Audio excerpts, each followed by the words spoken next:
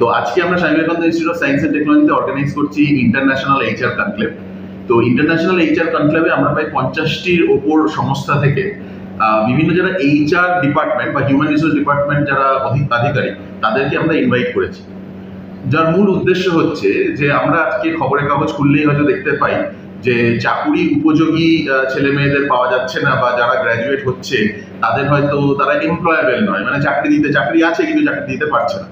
তো সেই জন্যই আমাদের এই চিন্তা ভাবনাটা মাথায় আসলো আমাদের যিনি ডিরেক্টর ডক্টর নন্দন গুপ্ত তার অনুপ্রেরণাতে এবং মোটিভেশনে, যে আমরা যদি ইন্ডাস্ট্রির লোকজনদেরকে আমাদের ইনস্টিটিউটে ডাকি এবং তাদের কাছ থেকে বোঝার চেষ্টা করি যে তারা অ্যাকচুয়ালি কি চাইছে ছাত্রছাত্রীদের কাছ থেকে বা ফ্রেশারদের কাছ থেকে, সেটা নলেজের দিক থেকে হতে পারে, স্কিলের দিক থেকে হতে পারে, অ্যাটিটিউডের দিক থেকে হতে পারে, যাতে আমরা যারা ফ্যাকাল্টি মেম্বার বা আধিকারিক বিভিন্ন ইনস্টিটিউটে তারা আমরা বুঝতে পারি আমাদের ছাত্রছাত্রীদের কিভাবে তৈরি হতে হবে। কারণ যদি টিচাররাও আমাদের এই প্রোগ্রামে টিচাররাও পার্টিসিপেট করছেন, তার মূল উদ্দেশ্য হচ্ছে টিচারদেরও এটা জানা দরকার যে আমাদের ছাত্রছাত্রীদের কিভাবে তৈরি করতে হবে যাতে তারা ভবিষ্যতে কর্ম উপযোগী হয়ে উঠতে পারে এবং চাকরির ইন্টারভিউতে গিয়ে সাফল্য পেতে পারে। তো আজকের এই আলোচনা সভা বা কনক্লেভে আমাদের ভারতবর্ষ থেকে শুধু নয়, ভারতবর্ষের বাইরে থেকেও কিছু এইচআর ম্যানেজার বিভিন্ন অর্গানাইজেশন থেকে পার্টিসিপেট করেছে।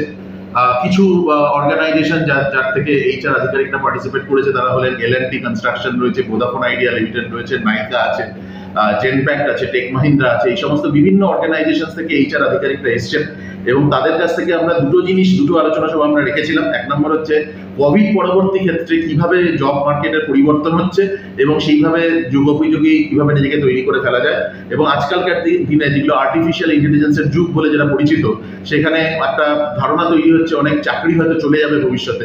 তাহলে সেই রকম আর্টিফিশিয়াল ইন্টেলিজেন্সের যুগে আমাদের ছাত্রছাত্রীরা নিজেদেরকে কিভাবে তৈরি করবে এবং টিচাররা সেই সমস্ত স্টুডেন্টদেরকে কিভাবে ডেভেলপ করবে, সেটা হচ্ছে মূল উদ্দেশ্য। নাম্বার 2 হচ্ছে একজন এইচআর বা কোনো রিক্রুটার যখন হায়ার করছে সে কোন জিনিসটা দেখছে, নলেজ দেখছে, স্কিল দেখছে না অ্যাটিটিউড দেখছে, কিসের ওপর বেস করে তাদেরকে সিলেক্ট করছে, কোনটাই বেশি প্রায়োরিটি দেওয়া হয়। তো এইগুলোর উপর বেস করেই আলোচনা সভা রাখা রয়েছে। আর পরবর্তী ক্ষেত্রে আরেকটি আমরা প্রোগ্রাম রেখেছি এখানে, যেখানে যে এইচআর আধিকারিকরা তারা কর্পোরেট সংস্থায় কাজ করছেন, তাদের যে সাফল্য, তাদের যে কর্মযোগ্য, তাদেরকে রেকগনাইজ করার একটা অনুষ্ঠান আমরা রেখেছি, যাতে বিভিন্ন এইচআর আধিকারিকদের তাদের কাজের জন্য তাদের যে রেকগনিশন, রিওয়ার্ড বা রেকগনিশন আমরা বলি, তাদেরকে রেকগনাইজ করবো আমরা এই স্বামী Vivekananda institute of science and technology থেকে। এবং এখানে আমাদের টেকনোলজি পার্টনার হচ্ছে IHR টেকনোলজি সলিউশন। তো এদের এই দুটো সংস্থা একসাথে মিলে আমরা কাজটা করছি।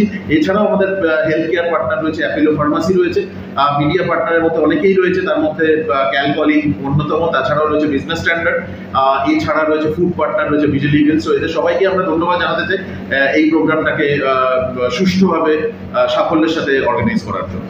না, এখানে ঠিকই বলেছেন, এটা খুব ইন্টারেস্টিং কোশ্চেন, যেখানে প্রত্যেক শুধুমাত্র এইচআরও তো একটা অর্গানাইজেশনের পার্ট। তো এইচআর একটা নির্দিষ্ট কাজ রয়েছে, তার মধ্যে একটা অন্যতম কাজ হচ্ছে রিক্রুটমেন্ট, সিলেকশন, ট্রেনিং, ডেভেলপমেন্ট। এগুলো হয়তো এটা ঠিক আজকালকার দিনে আমরা দেখতে পাচ্ছি অটোমেটিক অ্যাপ্লিকেশন ট্র্যাকিং সিস্টেম, যেখানে হয়তো আগে এইচআররা যেগুলো ম্যানুয়ালি সিভি কালেক্ট করতো, সিলেক্ট করতো, শর্টলিস্ট করতো, সেটা কিন্তু এখন আর্টিফিশিয়াল ইন্টেলিজেন্স করে দিচ্ছে।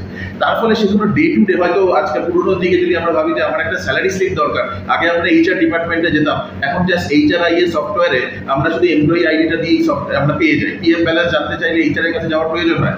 তার ফলে গ্র্যাজুয়ালি অনেক ডে টু ডে ক্লারিক্যাল কাজ, যে কাজগুলোর ক্ষেত্রে হয়তো এইচআর এর হয়তো মানুষ হিসেবে কারোর ভূমিকা থাকবে না, হয়তো রোবট বা আর্টিফিশিয়াল ইন্টেলিজেন্স করে দেবে।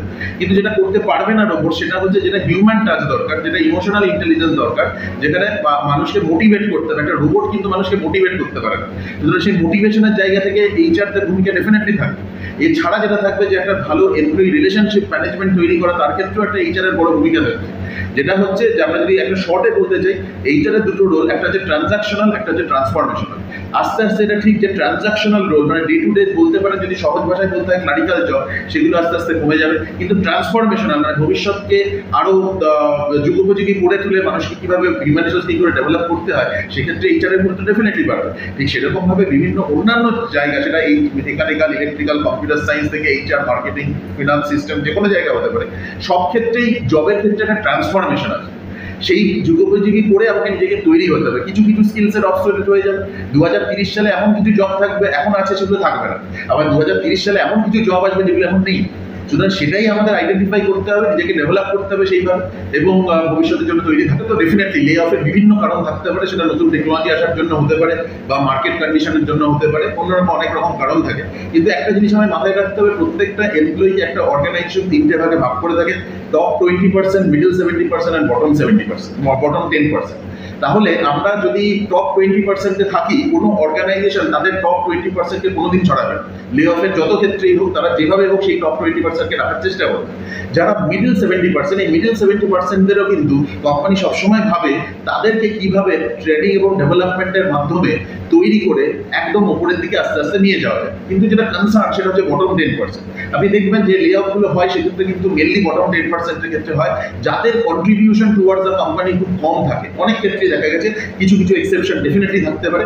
সুতরাং এটা আমাদের ডেফিনেটলি চেষ্টা করতে হবে, আমরা যদি অ্যাটলিস্ট বটম 20 টপ 20%-এ যদি নাও থাকতে পারি, যদি মিডল 70%-এ থাকতে পারি, আমার নিজস্ব স্কিল সেট, নিজস্ব পারফরমেন্স, নিজস্ব কম্পিটেন্সির মাধ্যমে ডেফিনেটলি আমার লে অফ হয়ে যাওয়ার চান্সেসটা অনেক ক্ষেত্রে কমে যাবে, রাইট? তো সেইভাবে আমাকে নিজেকে তৈরি করতে হবে। আমি যদি কন্ট্রিবিউট করতে পারি, প্রমাণ করতে পারি, ডেফিনেটলি কোনো কোম্পানি চাইবে না যে তার সব থেকে ভালো এমপ্লয়ি সে চলে যায়।